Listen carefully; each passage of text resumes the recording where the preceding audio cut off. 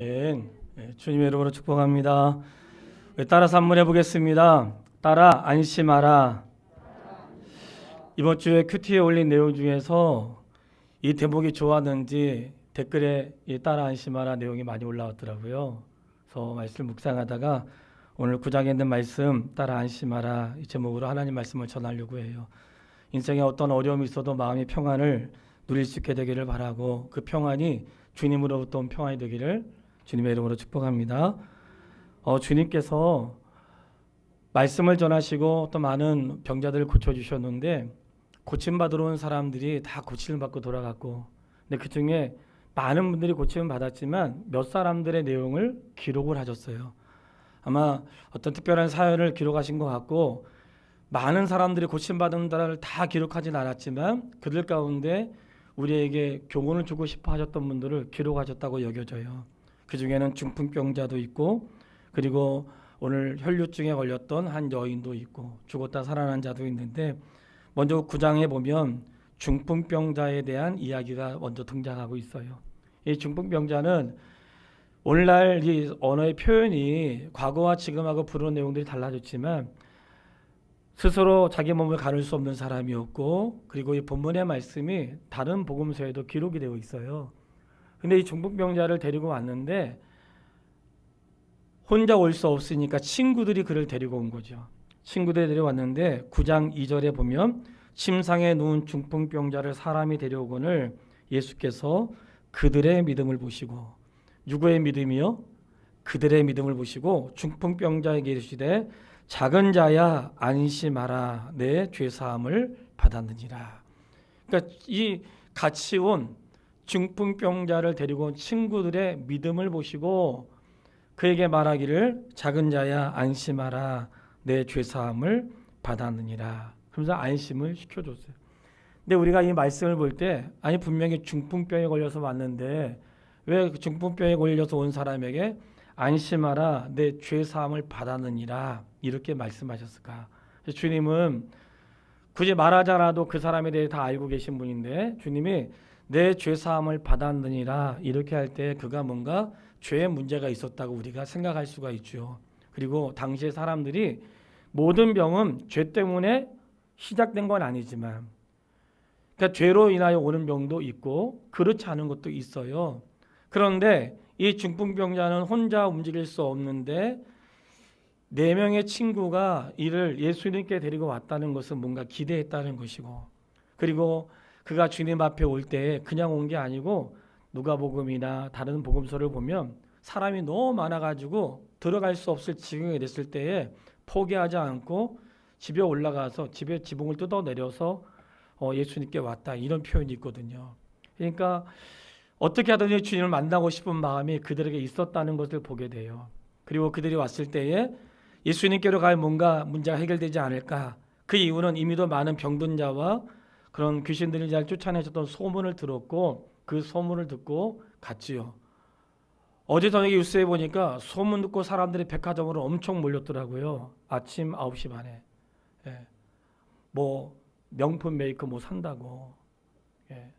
그래가지고 막 앞다퉈 갔더라고요. 그런 소문은 어떻게 되는지 난 잘 모르겠어. 바라는 것은 우리 성도 중에 뭐 그렇게 살 만한 사람도 없겠지만 사람들이 뭔가 내 마음에 원하는 것들의 소문을 듣고 가잖아요. 그런데 이 중풍병에 걸렸던 사람과 그의 친구들은 그 마음을 같이 한 거죠. 내가 할 수 없지만 내가 고칠 수 없고 내가 뭔가 마음밖에는 할 수 있는 게 없잖아요. 그저 그런 가운데 할 수 있는 곳이라고는 예수님께 갈 수 있는 것은 할 수 있으니까 그를 데리고 예수님께로 갔다고 여겨지는 거예요. 왔던 그들의 믿음을 주님이 귀하게 여기셨고 그에게 말씀하시기를 작은 자야 안심하라. 두려워하지 말고 안심하고 그리고 너의 죄사함 받았느니라 이 말씀을 하셨어요. 그러니까 비록 내가 죄 때문에 병에 걸렸을지라도 안심해라 너가 죄사함을 받았느니라 이 말씀이 얼마나 위로가 되었겠어요. 그리고 그가 치료를 받고 일어나 걸어갔습니다. 이 사실을 보고 불편했던 사람이 있었는데 서기관이었죠. 서기관이 왜 불편했냐면 예수님이 그를 고친 것도 그렇지만 그에게 죄를 죄가 사하여졌느니라 이 말을 하는 것이 서기관의 마음을 불편하게 했던 거예요. 왜냐? 하나님 외에 누가 죄를 사할 수 있는가? 그런 마음이 있었기 때문에 예수님의 언어가 불편했어요. 근데 예수님이 그들의 생각을 아시고, 예수님이 그가 갖고 있는 생각을 아셨는데 그들의 생각을 어떤 생각이라고 하셨냐면 9장 3절에 보면 그 생각을 아시고 이르시되 너희가 어찌하여 마음에 악한 생각을 하느냐 그랬어요. 어떤 생각이요? 악한 생각. 뭐가 악한 생각일까요? 예수님이 그 서기관을 향해서 악한 생각을 했다 그랬거든요. 하나님과 반대된 육신의 생각이 악한 생각입니다. 그리고 주님을 믿지 않는 것이 악한 생각이에요. 그들의 생각을 아시고 주님 말씀을 해 주셨어요. 그리고 예수님께서 말씀하셔요. 인자가 세상에서 죄를 사하는 권능이 있는 줄을 너희로 알게 하려 함이라. 예수님에게 어떤 권능이 있습니까? 죄를 사하는 권능이 주님에게 있다는 사실을 믿으세요. 죄 사함의 권능이 그분에게 있으니까 안심하라는 거예요. 우리가 왜 주님 앞에 와요? 안심하세요. 그분에게 죄 사함의 권능이 있습니다. 죄를 사하는 권세가 그분에게 있기 때문에 주님에게 고백하는 거예요. 왜 우리가 주님에게 고백해요? 죄를 사하는 권세가 그분에게 시작되기 때문에 고백하는 자에게 용서와 죄 사함의 은혜를 입게 하시는 거예요. 그러니 안심하라고 말씀하라. 죄 때문에 죽는 게 아니고요. 회개하지 않아 죽는 거예요. 주님 앞에 오지 않아서 죽는 거예요. 죄를 지어 죽어야 마땅하지만 우리가 말씀을 통해 깨닫는 게 뭐예요? 그분에게 죄 사하는 권능이 있단 말이죠. 그분에게 가면, 그분을 의지하면 사람이 자신의 자존심이나 자신의 어떤 뭔가 아직도 있다는 것은 아직도 그가 살아있다는 거예요. 정말 힘들고 죽을 지경이 되면 자존심이 어디 있어요? 우리 의사 앞에 다 뻘거벗잖아. 의사 앞에 가는데 나는 죽어도 못 벗습니다. 그런 사람 어디 있어? 다 벗어야지. 그래야 되잖아요. 근데 그런 상황이 그 다음에 나오는데 마태를 부르신 장면이에요. 마태를 부르셨는데 마태는 쇠관에 앉아 있었다고 했고 마태를 부를 때 마태가 그를 따라갔어요. 나를 따라오라. 마태가 주님을 따라갔어요. 따라갔는데 그 다음에 마태가 따라간 자리에서 끝난 게 아니라 예수님이 마태가 따라간 자리에 그와 같은 사람들이 모여 있었어요. 우리는 마태는 세리였고 그리고 그와 친구들은 또 자기가 직업이 세리니까 그와 같은 사람들이 있었겠죠. 9장 10절 말씀을 한번 보세요. 9장 10절 같이 한번 읽겠습니다. 예수께서 마태의 집에서 앉아 음식을 잡수실 때에 많은 세리와 죄인들이 와서 예수와 그와 제자들과 함께 앉았더니 많은 세리와 죄인들이 와서 예수님과 그의 제자와 함께 앉았대요. 처음에는 마태를 부르셨는데 많은 세리와 죄인들이 함께 앉은 거예요. 그 많은 세리는 누구 때문에 왔을까요? 상상이 되죠. 마태로 인하여 왔다고 여겨지는 거예요. 왜냐하면 마태는 세리였고 그를 불렀더니 많은 세리와 죄인들이 예수님과 함께 온 거예요. 함께 왔을 때 또 불편한 사람들이 시작했어요. 불편한 사람 누굴까요? 서기관들이죠. 아니 어떻게 죄인과 같이 있을 수 있는가? 서기관들이 불편해했어. 저 사람들하고 모여 앉아있는 것을 불편했어. 세리와 죄인들이 예수님께 왔다는 사실 그리고 예수님이 그들과 함께 앉았다는 것이 세리와 죄인들에게 얼마나 위로가 되었을까요? 근데 그때 주님 말씀하시는 거예요. 건강한 자에게는 의사가 쓸데없고 병든 자에게라야 쓸데있느니라. 이 사실 믿으세요? 그럼 우리는 건강한 사람이에요? 병든 사람이에요? 인정하기 싫으시구나. 나는 멀쩡한데. 예. 우리는 병든 사람이에요. 우리는 환자라고. 내가 환자됨이 인정되지 않으니까 뻣뻣한 거예요. 예수님 말씀은 건강한 사람에게 의원이 쓸데없다. 이 땅에 건강한 사람이 어디 있어요? 육신의 건강은 있겠지만 그 삶을 온전한 사람이 어디 있겠습니까? 병든 자에게라 쓸데있느니라 할 때에 누가 병든 사람이에요? 내 인생은 주님 없이 살 수 없습니다. 이 고백하는 사람이 겸손한 사람이고 마음이 가난한 자라고 그랬잖아요. 그러니까 우리는 다 환자인 거예요. 환자인데 이 환자는 다른 게 아니라 주님의 도우심이 아니라 살 수 없는 그런 환자예요. 나에게 그런 마음이 있을 때 어떤 마음이 생겨요? 주님을 찾게 되고 의지할 수 있는 마음이 생기는 거예요. 사랑하는 여러분, 하나님 앞에서 그런 마음을 회복할 수 있게 되기를 바랍니다. 마음이 갈급한데도 찾지 않아. 인생에 문제가 왔는데도 찾지 않아요. 아직 교만한 거예요. 아직 마음이 겸손하지가 못하고 아직 가난하지가 않은 거예요.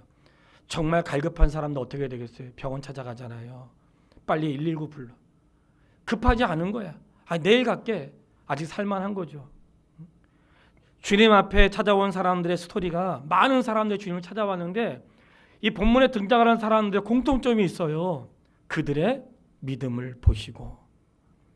그냥 온 게 아니야. 뭔가 그들의 간절한 마음과 믿음이 있는 거예요. 기억하세요. 그들의 믿음을 보고 주님이 고쳐주었는데 제가 잠시 또 말씀을 드릴 거지만 많은 사람들이 육신의 병을 고쳤다고 하여 그가 전부 다 구원받은 거 아니에요. 육신의 병은 고쳤지만 구원의 은혜를 입지 못한 사람도 있는 거예요. 근데 주님을 찾은 사람들 한결같이 그분의 도우심을 구하고 믿음으로 그분을 찾고 그리고 하나님의 뭔가 간절한 마음에 그를 찾아갔을 때에 그의 마음에 안심을 주시고 구원의 은혜를 주신 하나님의 은혜를 오늘 만나게 되는 거예요. 오늘 본문의 말씀에 등장했던 한 관리는 회당장이라고 등장을 하고 있어요. 회당장은 회당의 장이죠. 당시에 오늘날처럼 성전 중심으로 살다가 성전이 무너지고 다시 지었을 때 각 지역의 동네마다 회당이라는 게 있어가지고 유대인들은 10명만 모이면 회당에서 회당을 지을 수 있고 모여서 말씀을 읽고 강론할 수 있는 그런 일들이 있었어요. 회당장이니까 그 회당을 책임지는 사람이었던 것 같아요. 근데 그의 딸이 죽은 거예요. 근데 어떻게 죽었어요? 금방 죽은 거예요. 금방 죽어가지고 이 딸이 금방 죽었으니까 이 예수님께 찾아와서 내 딸이 방금 죽었사오니 그의 몸에 손을 얹어주시면 살겠습니다. 지금 죽었는데 예수님 오셔서 얹어주시면 살겠다고 회당장 야이로가 찾아왔어요. 예수님께서 가셨습니다. 그의 집에 갔더니 어떤 일들이 벌어지고 있어요. 집에 피리 부는 자들과 떠드는 자들이 있었어요. 이 피리 부는 자들은 누구냐면 장례식장에 가서 울어주는 사람들. 장례식장에서 피리 부는 사람들이 많고 또 우는 사람들을 산다는 거야. 그러면 그만큼 집안이 부유하고 뭔가 있는 집안이죠. 장례식장에 갔더니 이미 피리 부는 자들하고 우는 자들이 있었어요. 예수님께서 그 집에 가셔가지고 피리 부는 자와 떠드는 자들을 물러가라고 하시고 이렇게 말씀하신 거예요. 이 소녀가 죽은 것이 아니라 잔다. 그랬더니 그들이 비웃더라. 이렇게 말씀을 기록하세요. 그들이 어떻게 했어요? 비웃었어요. 왜 비웃었을까요? 죽었는데. 죽은 거에 대한 그들이 증인이잖아요. 죽었는데 잔다고 하니까 비웃은 거야. 예수님만 비웃은 게 아니죠. 예수님을 모시고 온 그 회당장도 비웃은 거예요. 죽었는데 예수님 데려온다 해결되나? 비웃은 거죠. 근데 비웃은 그들의 마음을 예수님께서 군소리하지 않으시고 그들을 내보내시고 예수님이 그를 일으키시는데 믿음은 비웃는 자들을 바라보는 것이 아니라 주님을 바라보는 것입니다. 우리가 살면서 자꾸 왜 실족하는가? 주님이 아닌 다른 대상을 보기 때문에 그래요. 내가 누구 때문에 어떤 일로 인해서 나를 누가 힘들게 하고 사람들은 다 그럴 수 있는 거예요. 온전한지라도 우리는 여전히 죄인의 모습으로 있는 거예요. 그런데 비웃는 그들 앞에 주님이 그들을 내보내시고 말씀을 하지 않으세요. 왜냐? 진리는 비웃음을 뛰어넘기 때문에 그래요. 그러니까 진리는 비웃음에 요동하지 않는 거예요. 사랑하는 여러분, 진리가 내 안에 있는데 왜 요동하세요? 주님이 내 안에 계신데 왜 요동하시냐고. 분명한 주께서 우리 안에 계시고 그러니까 주님이 그 비웃음 앞에 요동하지 않으시고 소녀를 잡아서 소녀야 일어나라 하고 그를 잡아 일으키시니 그가 일어났단 말이죠. 이런 사실 앞에 이 회당장 야이로가 얼마나 안심이 됐겠어요. 와, 내가 주님께 갔는데 문제가 해결 안 되고 사람들이 또 비웃으면 어떡하나 그런 마음이 있을 수 있잖아요. 주께로 갔는데 주께서 그를 위로해 주시고 그를 일으켜 주었어요. 얼마나 안심이 되었겠어요. 주님이 그 죽은 자를 일으키시면서 우리에게 보여준 중요한 메시지는 너희가 마지막 날 죽을 때에 그 죽는다는 표현은 주님의 표현이 아니고 사람들의 표현이고요. 주님의 표현은 너희가 마지막 날 잠잘 때에 주님의 때에 부활의 기쁨을 누릴 것이라고 말씀하세요. 성도의 죽음은 죽었다고 말하지 않고 어떻게 얘기해요? 잔다고 말하는 거예요. 왜냐하면 다시 일어날 것이기 때문에 성도의 죽음을 꼭 그렇게 말할 수 있게 되기를 바랍니다. 자는 거예요. 그러면 다시 일어날 시간들이 우리에게 있는 것이죠. 그러니 안심이 되는 거예요. 죄인이 주님께 왔을 때 죄사함의 은혜를 입으니 안심이 돼요. 죽은 자에게 주께서 일으키심을 통해서 나는 죽어도 이 소녀처럼 일어나는구나. 그러니까 안심을 되는 거예요. 내 인생에 위기가 왔을 때 마음을 평안하게 하고 주를 의지할 수 있게 되기를 바랍니다. 그리고 본문의 말씀 가운데 9장 20절에 혈류증 걸린 여인이 등장을 하지요.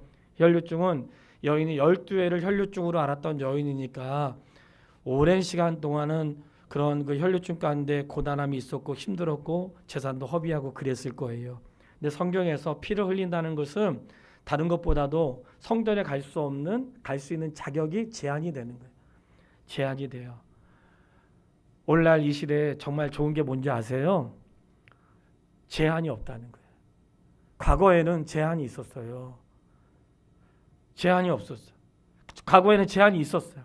그래서 이러면 못 가고 뭐 아프면 못 가고 이런 제한이 있었어요. 그 제한은 사람을 제한했다기보다는 거룩하신 그분 앞에 온전하지 못한 모습으로 나올 수 없다. 이런 제한이 있었던 거예요. 나 오늘날 왜 이 제한이 없었을까요?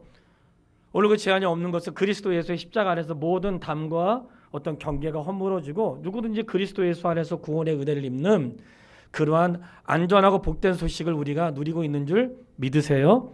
그러나 우리가 스스로 우리 안에 제한은 가지고 있어야 돼요. 어떤 제한인가? 거룩하지 않은 것이 우리 안에 들어오지 않도록, 세속의 가치관과 세상의 일들이 주장하지 않도록. 그래서 하나님의 교회 누가 있어야 되겠어요? 하나님의 교회는 믿음 있는 사람도 있고 믿음 없는 사람도 있어, 성경이 충만한 사람도 있고 충만하지 않은 사람도 있어요. 이제 신앙생활 시작해가지고 아직도 세상의 가치관으로 가득한 사람도 있고 신앙생활을 오래 해서 그리스도로 충만한 사람도 있는 거예요. 그런데 사람이 사는 곳이라 이 물의 흐름이 숫자에 따라서 흘러져요. 성령 충만한 사람이 많으면 성령 충만한 대로 물이 흘러가고, 성령 충만한 사람이 적고 세상에 가치관을 가진 사람이 많으면 그리로 흘러가는 거예요. 그렇기 때문에 중재가 필요하고 말씀이 필요하고 경고함이 필요한 거예요. 우리가 이런 말씀을 때 어떤 생각 가져야 되겠어요? 내가 성령이 충만하여 하나님의 강물이 흘러갈 때에 사람들 가운데 믿지 않는 무리 속에서 믿지 않는 것 같이 어울리면서 그렇게 흘러가는 게 아니고, 믿지 않는 사람도 있고 믿음이 적은 사람도 있지만 믿음 안에서 큰 물줄기를 이루어갈 수 있는 하나님의 사람 되시기를 주의 이름으로 축원합니다. 이런 구별함은 우리가 스스로 가져야 한다. 혈류증 여인이 예수님께 왔는데 떳떳하지 못했어요. 예수님의 옷자락을 만졌는데 뒤에 가서 옷자락을 만진 거예요. 사실 우리 중에 누가 떳떳하겠어요? 고개 빠듯하게 들고 할 수 없는 사람 많죠. 저도 그 중에 한 사람이에요. 겨우겨우 그냥 왔는데 예수님의 옷자락 만져서 몰래 와서 옷자락만 훔치고 갈 만큼 그런 연약함이 우리 안에도 있는데, 왜냐하면 이 여인은 혈류증으로 인하여 성전에 갈 수 없는 사람이었고, 당시 혈류증 걸린 여인들은 부정한 여인이었기 때문에 부정한 자가 다른 사람 만지면 부정하게 되는 거예요. 만질 수가 없는 거예요. 그래서 몰래 만진 거예요. 모른 척하고 아무도 모르게. 근데 그 마음에 뭔가 예수님을 만지면 옷자락만 만져도 나을 것 같은 믿음에 옷자락을 만진 거예요. 떳떳하지 못한 여인이었고 사람들로부터 좀 피할 수밖에 없는 그러한 여인이었어요. 근데 예수님이 아셨어. 그리고는 오늘 본문의 말씀이 있는 거죠. 딸아 안심하라, 내 믿음이 너를 구원하였느니라. 사랑하는 여러분, 안심하시길 바랍니다. 나는 몰래 은밀하게 했으나 주님은 다 알고 계신다는 거예요. 주님 우리 사람의 이해를 필요로 하지 않으세요. 주님은 다 알고 계셔. 그 때문에 그 여인에게 어떤 말씀이 가장 위로가 됐겠어요? 안심해라, 안심해라.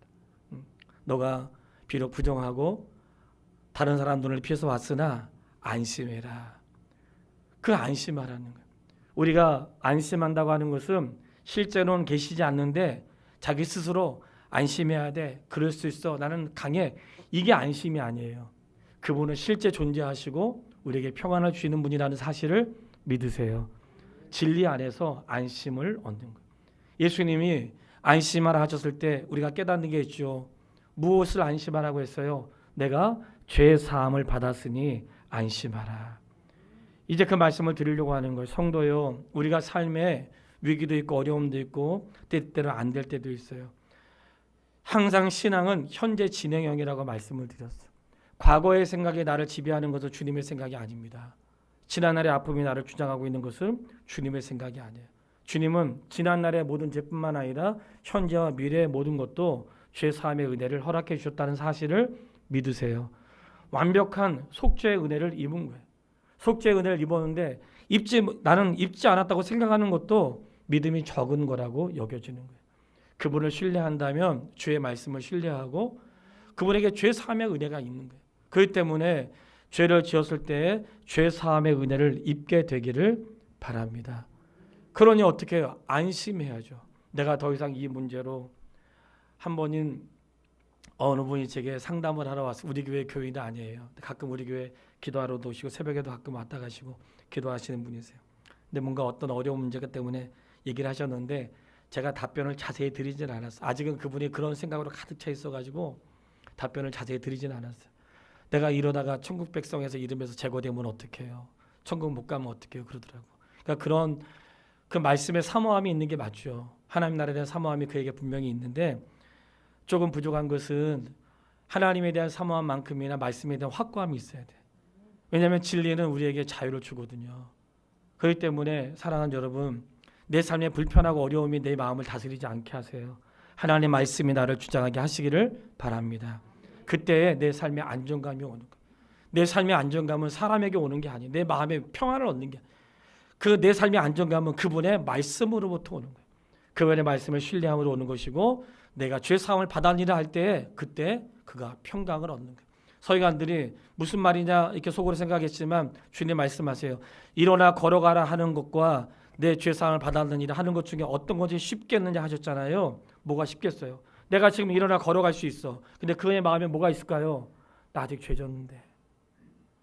그런 마음이 있잖아요. 그러니까 주님이 한 번에 해결하신 거예요. 너가 죄 사함을 입었느니라 그 말씀 안에는 내가 자유케 되니 걸어가도 문제가 없는 거죠. 그럼 그에게 평안을 허락하신 거예요. 죽은 아이를 살려준 이 모든 것 가운데에도 그런 평안과 안식을 허락해 주었고 나병 환자도 또 백부장의 믿음도 우리가 말씀을 통해 알지만 그 찾아온 모든 사람들을 고쳐주시는데 그들이 다 나음을 입었다는 거예요. 우리가 분명한 것은 주님은 고쳐주시고 나음을 입게 하시는 분인 줄 믿으세요. 그런데 주께서 고쳐주실 때 우리는 앞에 있는 단어를 잊어버리고 고쳐주었다는 것만 생각을 해. 9장 35절에 보면 그들이 회당에서 가르치시며 천국 복음을 전파하시며 모든 병과 모든 약한 것을 고치시니라. 뭘 말씀하셨어요? 회당에서 가르치시며 천국 복음을 전파하시며. 우리는 이건 잊어버리고 모든 병과 모든 약한 것을 고치시니라. 병을 고치고 약한 것을 치료하시는 것은 그들에게 천국 복음을 전하기 위한 하나의 도구인 것. 하나님의 말씀을 전하기 위해 아직 믿음이 없는 자들에게 기적도 있고 아직도 확신이 없는 자들에게 뭔가 다른 어떤 체험도 있게 하시고 내가 아직 연약한 자들에게 하나님을 알 수 있는 그런 방법이 우리는 돈이고 눈에 나타나는 증거들이기 때문에 그런 것들을 통해서 고쳐주신다는 거예요. 그러나 그 앞에 뭐가 있어요? 회당에서 가르치시며 천국 복음을 전파하시고 하나님의 말씀이 없이 고침을 받으면 고침받은 것으로 끝나지만 구원의 은혜는 없는 거예요. 왜 그럴까? 8장 11절로 12절 말씀을 다 같이 읽도록 하겠습니다. 8장 11절로 12절 우리 같이 읽겠습니다. 또 너희에게 이르노니 동서로부터 많은 사람이 이르러 아브라함과 이삭과 야곱과 함께 천국에 앉으려니와 그 나라의 본 자손들은 바깥 어두운 데 쫓겨나 거기서 울며 이를 갈게 되리라. 아멘. 뭘까요? 아무리 고침받아도 그분의 백성이 될 수 없는 자가 있다 없다? 있어요. 이건 뭘까요? 고침받는 거하고 구원의 은혜는 다른 거예요. 그러니까 사람들이 육신의 질병 가운데 있지만 다른 거예요. 어떤 이력서에 넣을 때 종교란 쓰는 게 있잖아요. 기독교라고 썼다고 해서 기독교인이 아니에요. 우리 그거 알잖아요. 종교란 기독교. 한 번 나가도 기독교. 나는 안 믿지만 우리 집안은 기독교일 수 있잖아요. 알지요? 자기의 죄로 인하여 죽는 것이고 자기의 개인의 믿음을 쫓아 우리가 구원의 은혜를 입는 거예요. 이 말씀을 드리면 주님이 고쳐주세요. 사랑하는 성도 여러분, 주님 고쳐주십니다. 주님이 고쳐주시고 나음을 입게 하세요. 그러나 우리가 잊지 말아야 될 사실은 예수님이 고쳐주신 이유가 육체의 고통에만 머물러 있지 않고 그에게 회당에서 가르치시며 천국 복음을 전하는 그런 중요한 내용이 있다는 거예요. 오늘 주님은 우리가 그런 말씀에 안심을 얻고 그런 삶을 살아가기를 원하신다는 사실을 기억할 수 있게 되기를 바랍니다. 아픈 자에게 병만 고쳐주면 되지 왜 굳이 그에게 내가 죄 사함을 받았느니라 이렇게 말씀하셨겠어요. 따라 안심하라 그랬겠어요. 그에게는 그런 갈급함과 사모한 마음이 사랑하는 여러분 안심하십시오. 우리가 주 안에서 안전하다는 사실을 기억할 수 있게 되기를 바랍니다. 여기에 더불어 하나 더 말씀을 드리고 싶어요. 제자들에 대한 말씀이 많이 나와 있거든요. 10장에 제자들을 부르시고 제자들에 대한 말씀이 많이 있는데 이 제자들도 예수님과 함께 배 타고 가다가 풍랑을 만났고 풍랑이 잔잔한 것들을 보았죠. 그때 제자들이 했던 말씀이 있어요. 도대체 이분이 누구시길래 바다와 파도도 순종하는가. 그러니까 주님의 권능에 대해서 놀랍게 되죠. 그런 제자들을 부르셔서 제자들에게 말씀하세요. 내가 너희들에게 권능을 주고 너희들이 나의 제자로 가서 복음을 전할 수 있는 그런 기회를 제자들에게 준 거예요. 너희가 가는 데마다 사람을 살리고 고치고 도와주고 그리고 하나님 나라의 복음을 전할 수 있는 권능을 제자들에게 주었거든요. 근데 권능만 준 게 아니라 그 다음에도 이런 말씀도 하셨어요. 너희를 영접하지 않는 자도 있을 것이다. 그러나 너희를 영접하는 자는 나를 영접한 것이다. 얼마나 위안이 됐겠어요. 다 나를 좋아하진 않아. 근데 너를 영접하는 자는 주님을 영접한 것이고 너를 영접하지 않는 자는 주님을 영접하지 않은 것이니까 너희가 먼지를 털어버리고 거기서 나와라. 이런 표현을 이번에 밴드에 글을 올리면서 거기다 댓글을 달았죠. 이제 바이블 타임에 써 있는데 유대인들 특히 율법학자들은 이방인들과의 만남이 있을 때 먼지를 털면서 나는 이들과 아무 상관이 없습니다. 그런 뜻으로 먼지를 털었는데 예수님이 그들의 표현을 한 것은 너의 책임이 아니고 너의 죄와 아무 상관이 없다. 그런 뜻이에요. 내가 누군가를 전도했어요. 근데 잘 안 돼. 나와 상관없는 일이에요. 자기 책임이라고 생각하지 마세요. 내가 선한 일을 했는데 뭔가 뜻대로 안 됐어. 내 책임이라고 생각하지 마시라고. 나는 나의 믿음 지키세요. 그는 주께서 이를 이루어 가실 거라고. 내 제자들에게 얼마나 마음에 두려움이 있겠어요. 목사에게 얼마나 두려움이 있겠습니까. 근데 주님 말씀하세요. 먼지 털어버리래. 근데 그것만 말씀하신 게 아니 너희가 미움도 받을 수 있다. 미움받은 용기를 취하라고 말씀하세요. 이 모든 게 이런 거예요. 그러나 하늘에 너희 상이 크니라. 뭘까요?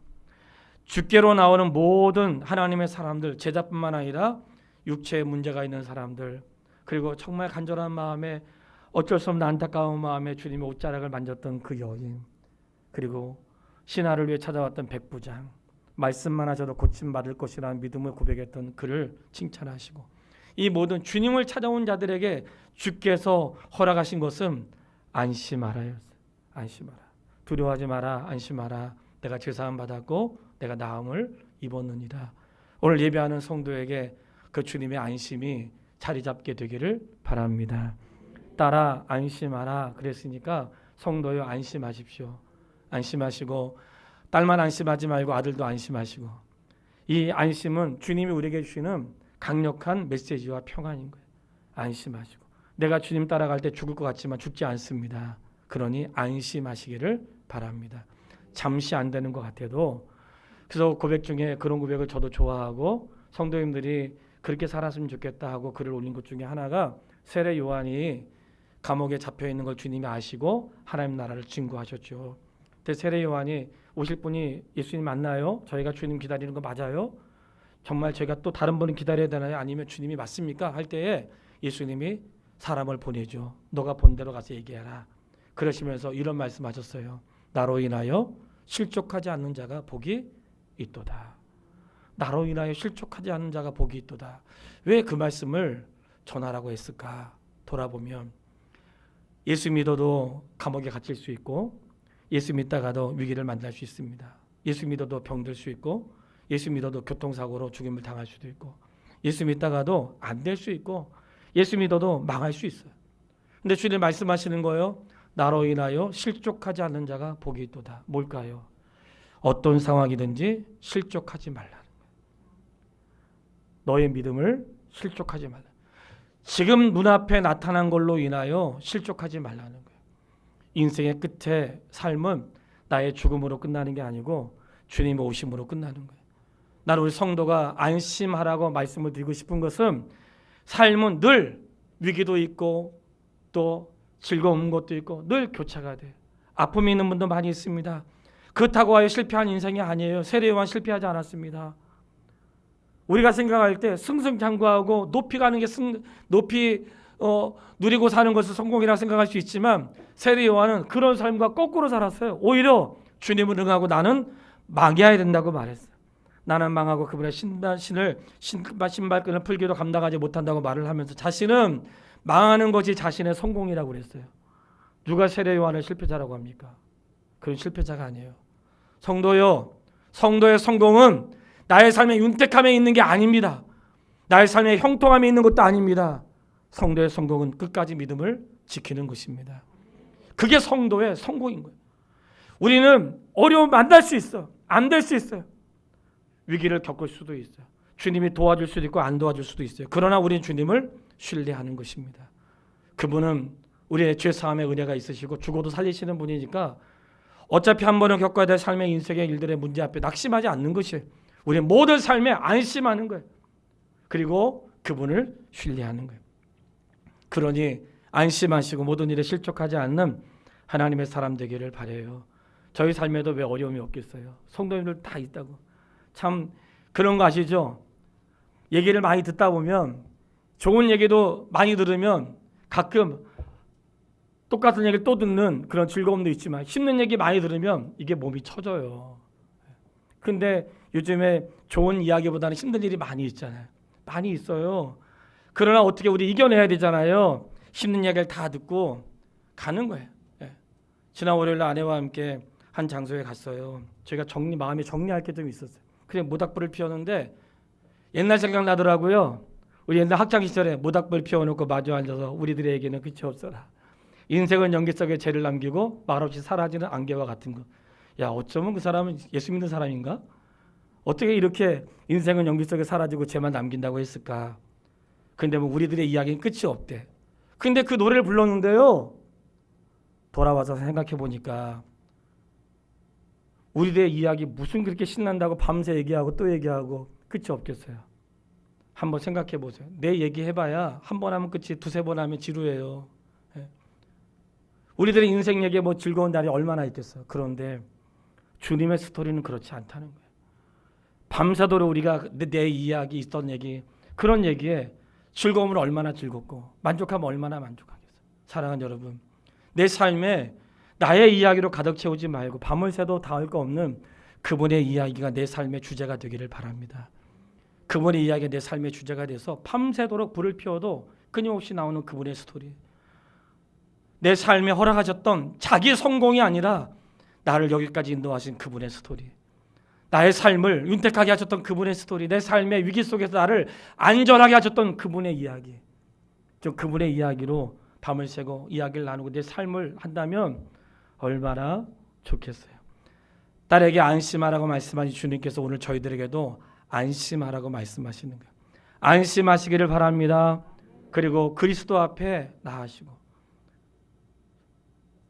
혈류증 걸린 여인이 옷자락이라도 만지고 싶은 심정으로 주님 앞에 나오십시오.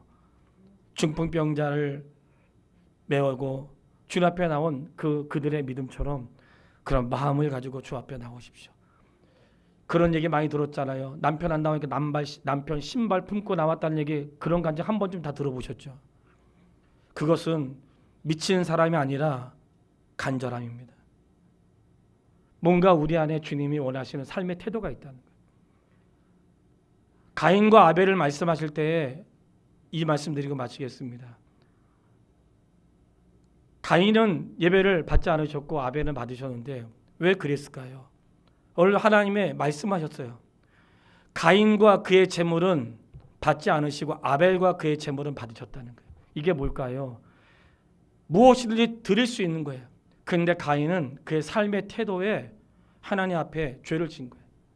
우리가 예배를 드리는 삶의 행위에 그 예배가 아니고 삶에서 죄를 지으면서 자기 하고 싶은 거 다 하면서 예배 드리면 그 예배가 어찌 예배가 되겠습니까?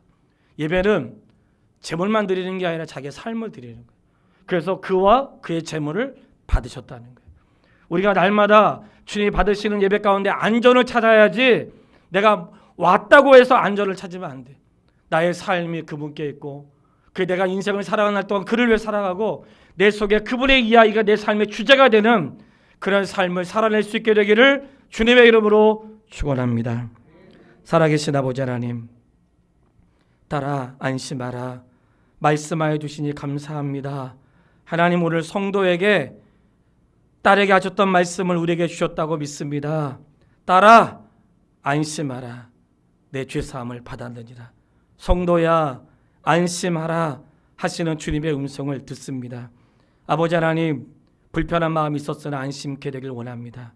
삶의 위기가 있고 병원에 고난이 있고 내 삶의 뜻대로 되지 않은 삶 속에서 주의 말씀에 안심을 갖겠습니다.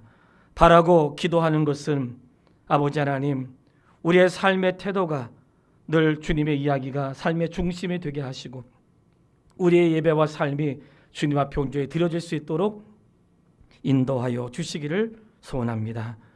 고맙습니다. 예수님의 이름으로 기도했습니다. 아멘.